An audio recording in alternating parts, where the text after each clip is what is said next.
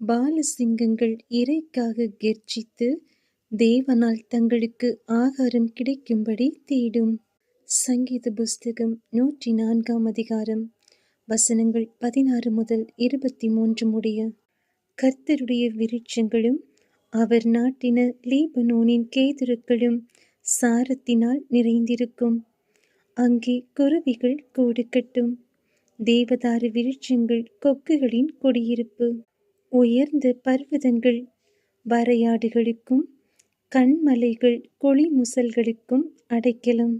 சந்திரனை கால குறிப்புகளுக்காக படைத்தார். சூரியன் தன் அஸ்தமனத்தை அறியும். நீர் இருளை கட்டளையிடுகிறீர், ராக்காலம் ஆகும். அதிலே சகல காட்டு ஜீவன்களும் நடமாடும்.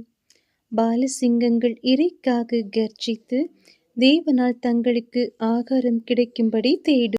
சூரியன் உதிக்கையில் அவைகள் ஒதுங்கி தங்கள் தாவரங்களில் படுத்துக்கொள்ளும்.